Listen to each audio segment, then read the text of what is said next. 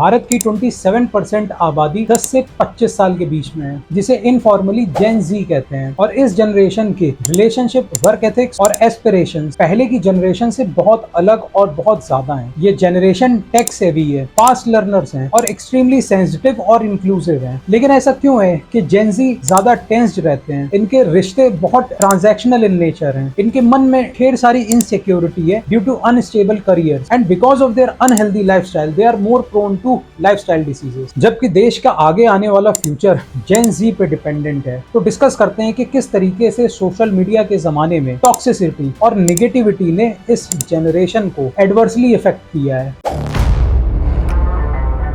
Basically 1997 से लेकर 2012 के बीच में जो बच्चे पैदा हुए हैं उन्हें जेन जी कहा जाता है। इसके पहले की जनरेशन को मिलेनियल्स या जेन वाई कहा जाता था। उसके पहले जेन एक्स, बेबी बूमर्स साइलेंट थे और जो बच्चे 2012 के बाद पैदा हुए हैं उन्हें जेन अल्फा कहते हैं। जो मिलेनियल्स इस वीडियो को देख रहे हैं उन्हें अच्छे से याद आएगा कि एक समय था जब इंटरनेट बहुत महंगा होता था और 2G की स्पीड इतनी स्लो होती थी कि एक एक पेज खुलने में मिनट्स लग जाते थे। घर में लैंडलाइन लगवा के मॉडेम से इंटरनेट कनेक्ट होता था, डोंगल का यूज किया जाता था और 20 रुपए 30 रुपए 15 मिनट या 20 मिनट के इंटरनेट कैफे में लगते थे। ये वो समय था जब DTH की जगह एक बड़ा सा डिश एंटीना होता था जिसको एडजस्ट किया जाता था और कभी आंधी तूफान आता था तो वो एंटीना गिरने से आपका फेवरेट टीवी सीरियल उस तूफान की भेंट चढ़ जाता था। पुरानी जनरेशन में ऑर्कुट को भी देखा है, याहू मैसेंजर को भी देखा है, लेकिन जो जेन जी है उन्होंने ये सारे स्ट्रगल्स पिछली जनरेशन के नहीं देखे हैं, क्योंकि ये जब पैदा हुए तब इंटरनेट का रिवोल्यूशन आ चुका था। सोशल मीडिया अपने पीक पे था। इस जनरेशन के आधार कार्ड, पैन कार्ड बाद में बने हैं, लेकिन सोशल मीडिया पे फेसबुक, इंस्टाग्राम पे पहले अकाउंट बने हैं। और ज्यादातर सोशल मीडिया का बूम उस वक्त शुरू हुआ जब जेन जी टीनेजर होने वाले थे या हो चुके थे। लेकिन सोशल मीडिया का ओवर एक्सपोजर इस जनरेशन के लिए बहुत एडवांटेजेस भी था, लेकिन उसके डिसएडवांटेजेस और जो साथ में वो टॉक्सिसिटी लाया उसने भी इस जनरेशन को बहुत इफेक्ट किया। ये पहली ऐसी जनरेशन थी जिसने आउटडोर गेम्स के बजाय इंडोर गेम्स और सोशल मीडिया पे गेम्स खेलना ज्यादा प्रेफर किया। मैक्स पेन और ऑनलाइन क्रिकेट इस जनरेशन को पहले एक्सपोज हुए और यहाँ आपकी अपनी सोसाइटी के बच्चे भी एक व्हाट्सएप ग्रुप पे कनेक्टेड हो गए। ये एक दूसरे से बातें वर्चुअली करते थे, इंस्टाग्राम पे DM करके या फेसबुक मैसेंजर को यूज करके। और आज ये जनरेशन सिर्फ उनसे दोस्ती करती है, उनके साथ हैंग आउट करती है जिनके साथ वो कूल लगे। अगर कोई लड़का या लड़की उस ग्रुप में अच्छे कपड़े नहीं पहन के आया या अगर उसके पास एक अच्छा मोबाइल नहीं है जो अच्छी फोटोग्राफ्स ले सकता है तो शायद ये उसको बॉयकॉट कर देंगे या मे बी नेक्स्ट टाइम वो उसके साथ जाना भी नहीं पसंद करेंगे। पुरानी जनरेशन में जब दोस्ती होती थी तो कुछ कॉमन इंटरेस्ट साथ में आते थे, जैसे कि किसी लड़के को अगर म्यूजिक पसंद है और वो गिटार सीख रहा है, हो सकता है उसके ऐसे दोस्त बने जिनका पैशन हो गिटार बजाना, या किसी को फुटबॉल का शौक है तो वो सारे दोस्त साथ में इकट्ठे होते थे और फुटबॉल खेलते थे।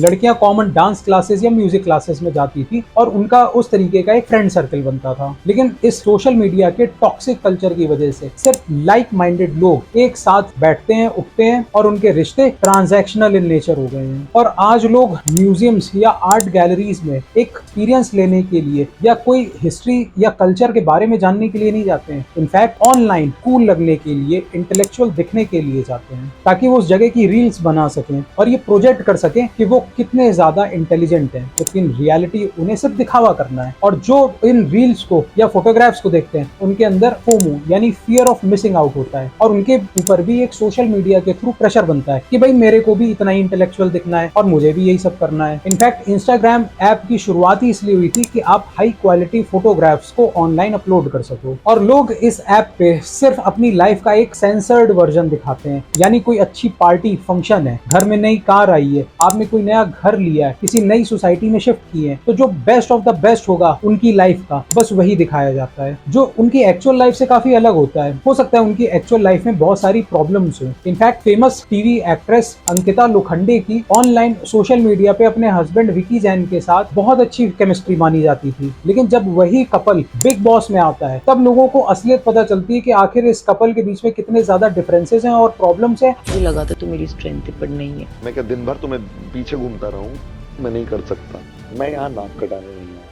और फिर सोशल मीडिया पे इनकी लाइफ को और इनकी केमिस्ट्री को काफी क्रिटिसाइज भी किया जाता है। तो दैट्स हाउ एक सोशल मीडिया पे कपल जो अपने आप को पोर्ट्रे करता है वो एक्चुअली रियल लाइफ में कितना अलग होता है। कुछ समय पहले ट्विटर पे ट्रेसी क्लेटन ने एक थ्रेड शेयर करी जिसमें उन्होंने अपने फॉलोअर्स से कहा कि वो अपनी जिंदगी के कुछ टफ टाइम्स को शेयर करें। एंड शॉकिंगली जब उनके फॉलोअर्स ने अपनी लाइफ के एक डार्क एक्सपेक्ट को दिखाया तो सोशल मीडिया पे बहुत से लोग सरप्राइज रह गए। लोगों की फोटोग्राफ्स तो बहुत अच्छी थी, देख के लगेगा एवरीथिंग इज परफेक्ट, लेकिन उनकी लाइफ में इतनी प्रॉब्लम्स चल रही थी, इतने इश्यूज चल रहे थे, वो कभी सोशल मीडिया पे सामने नहीं आए थे। मई 2023 में पब्लिश्ड एक सर्वे के अनुसार 27% जेन जी यूथ अपने आप को लोनली फील करता है। इनफैक्ट MTV के एक सर्वे के अनुसार 25% जेन जी ने कहा कि उन्हें शादी जैसे इंस्टीट्यूशन पे कोई विश्वास ही नहीं रहा है, और 50% ने तो ये भी एक्सेप्ट किया कि उन्होंने अपने पार्टनर के अलावा किसी और के साथ भी रिलेशनशिप में होते हुए फ्लर्ट किया है। और नतीजा ये है कि लॉयल्टी, मोनोगेमी और कमिटमेंट जैसी चीजें इस जनरेशन के लिए आइडेंटिफाई कर पाना बहुत मुश्किल है। इनफैक्ट कमिटमेंट फोबिक ये एक नया वर्ड इस जनरेशन के आने के बाद ही सुनने में आया। MTV के इसी सर्वे में 2016 में जहां 35% अपने आप को एक कमिटेड रिलेशनशिप में मानते थे, ये नंबर 2019 में गिर के 26% हो गया, और 2023 में ये नंबर 13% है। यानी अब सिर्फ इतने ही लोग कमिटेड रिलेशनशिप में, बाकी सब ये सो कॉल्ड हुकअप कल्चर के पार्ट हो गए हैं। और 66% जेनजी आज एक टेम्परेरी रिलेशनशिप में खुश हैं, क्योंकि उन्हें आज रिलेशनशिप लूज करने का वो डर ही नहीं बचा है जो पिछली जनरेशन को था। और इसका बहुत बड़ा रीजन है ये डेटिंग ऐप और जो मैट्रिमोनियल साइट्स हैं, जहाँ पे एक इंसान एक कमोडिटी की तरह है, उसको डिस्क्रिप्शन में अपने आप को अच्छे से अच्छा मार्केट करना है, और अगर किसी को एक प्रोफाइल नहीं पसंद आ रही है तो अगला प्रोडक्ट यानी कि जो अगला इंसान है वो खड़ा है, वो नहीं पसंद है तो स्वाइप करके उसके अगले को देख लो। तो इन एप्स की वजह से ऑप्शंस की अब कोई कमी नहीं बची है। सरप्राइजिंगली जेनजी में 41% ऐसे हैं जो सिंगल रहना पसंद करते हैं, वहीं 87% जेनजी अपने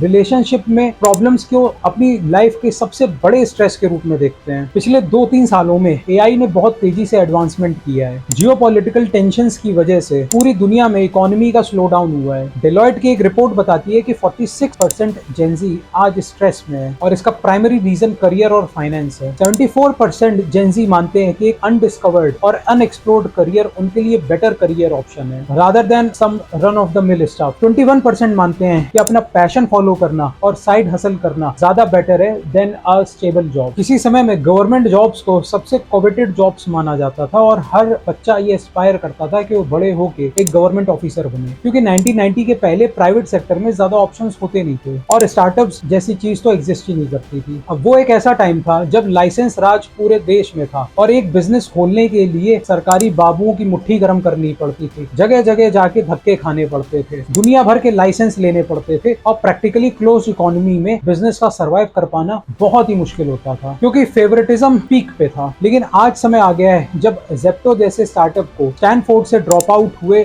2 जेनजी ने शुरू किया। चैन ब्रदर्स ने इंस्टाडैप शुरू किया है, भारत एक्स को 21 साल के मेहुल नाथ और ईशान शर्मा ने शुरू किया है, और इसका कुछ क्रेडिट पैंडेमिक को भी जाता है, जबकि एक गिग इकोनॉमी की अच्छी शुरुआत हुई। 2025 तक इंडिया की फ्रीलांस कम्युनिटी लगभग $30 बिलियन की हो जाएगी। अब इन जॉब्स में कोई जॉब सिक्योरिटी नहीं है, किसी महीने आपके पास बहुत ज्यादा काम है, लेकिन हो सकता है अगले महीने आपके पास कुछ भी ना हो। बट इसमें एक चीज दिखती है कि हमारे यूथ को अब रिस्क लेने में कोई डर नहीं लगता है। लेकिन इसका एक नेगेटिव इफेक्ट ये है कि जो एक कन्वेंशनल जॉब में सुबह एक डिसिप्लिन में इंसान उठता था, ऑफिस जाता था, और शाम तक पूरा जॉब करने के बाद अपने सारे गोल्स कंप्लीट करने के बाद वापस घर आता था, पूरे दिन बैठ के सिटिंग देता था, वो अब खत्म हो गया है। अगर मन है, मूड है तो काम करेंगे, नहीं मन कर रहा है तो काम नहीं करेंगे। अगर रात तक जगने का मन है तो रात तक काम करेंगे, सुबह जल्दी उठने का मन है तो सुबह काम करेंगे। जहां पुरानी जनरेशंस गोल्ड और फिक्स डिपॉजिट के अलावा अपने पैसे को कहीं रखना नहीं चाहती थी, वहीं आज की जनरेशन स्टॉक मार्केट और क्रिप्टो में इन्वेस्ट कर रही है, और इसमें सबसे बड़ा मोटिवेशन होता है जल्दी से जल्दी क्विक मनी अर्न करने का और जल्दी फाइनेंशियल फ्रीडम अचीव करने का। इनफैक्ट कुछ सालों में आपने नोटिस किया होगा कि ढेर सारे बेटिंग ऐप आज मार्केट में आ गए हैं, और ये सभी बेटिंग ऐप्स जेनजी की इसी हैबिट को भुनाने की कोशिश कर रहे हैं। ये ऐप्स प्रॉमिस करते हैं कि किस तरीके से वो जल्दी से जल्दी एक बहुत बड़ा पैसा कमा सकते हैं बैटिंग करके, लेकिन यहाँ जैकपॉट लगने का चांस तो ऑलमोस्ट इम्पॉसिबल होता है। ज्यादातर केसेस में आपके पैसे डूब जाते हैं। इनफैक्ट गैलप के एक लेटेस्ट सर्वे के हिसाब से 35 ईयर से कम एज के लोगों में सिर्फ 33% ऐसे हैं जो अपनी जॉब को एंजॉय करते हैं, और डिलॉयट का सर्वे तो ये भी बताता है कि 42% जेनजी खुद ये एक्सेप्ट करते हैं कि वो अपना बेस्ट अपनी जॉब में नहीं दे पा रहे हैं। और ये सभी स्टार्टअप और कंपनीज के लिए एक बहुत बड़ा नाइटमेयर बनता जा रहा है कि अगली जनरेशन इतनी प्रोडक्टिव क्यों नहीं है। जो जेनजी सोशल मीडिया पे शॉर्टकट्स यूज करता था और एक इनफॉर्मल लैंग्वेज का इस्तेमाल करता था, वो आज एक फॉर्मल ईमेल को ड्राफ्ट करने में स्ट्रगल कर रहा है। और रिक्रूटमेंट के बाद कंपनीज को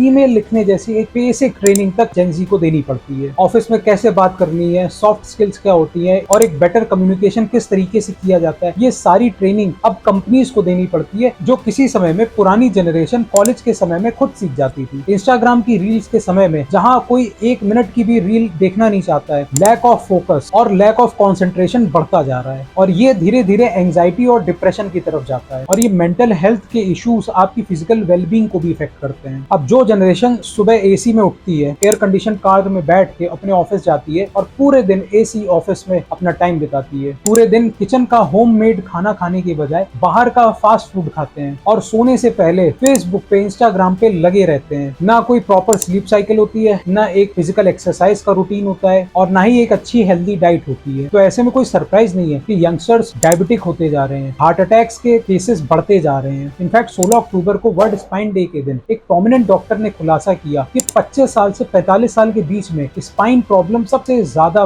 देखी जा रही है। और अब तो ऐसे पेशेंट्स भी आने लगे हैं जो 10 से 20 साल के बीच में है और इन बच्चों में ये प्रॉब्लम है क्योंकि वो बहुत ज्यादा मोबाइल का यूज कर रहे हैं और इसे टेक नेक सिंड्रोम कहते हैं। इनफैक्ट फोर्टिस हॉस्पिटल के डॉक्टर्स ने भी यही बताया, उनके 50 से 60% पेशेंट्स नेक की प्रॉब्लम के बारे में कंप्लेन करते हैं, जिसका सबसे प्रोमिनेंट रीजन है टेक नेक सिंड्रोम। और आज इस सोशल मीडिया के समय में 13.5 करोड़ लोग ऐसे हैं जो ओबेसिटी का शिकार हो चुके हैं, जिसकी वजह से ओबेसिटी के शिकार लोग आज लोनलीनेस, लैक ऑफ कॉन्फिडेंस और डिप्रेशन का शिकार हैं। इन सभी प्रॉब्लम्स को जो मैंने अभी डिस्कस किया है, उसका एक बहुत मेजर रीजन है कि जेनजी किस तरीके से एक वर्चुअल दुनिया में फंस चुका है, जहां सोशल मीडिया का एल्गोरिदम उसे हुक करे रहता है। इतना पेशेंस नहीं बचा है कि वो एक 10 मिनट के वीडियो को भी इत्मीनान से देख ले। आज 1 मिनट की रील भी बहुत बड़ी लगने लगी है और 5-5, 10-10 सेकंड की रील बनाई जाती है ताकि ज्यादा ऑडियंस हुक हो सके उस रील पे। और इनफैक्ट जेनजी खुद भी ये एक्सेप्ट करते हैं कि किस तरीके से उनकी पुअर लाइफस्टाइल और सोशल मीडिया पे ज्यादा टाइम बिताने की वजह से वो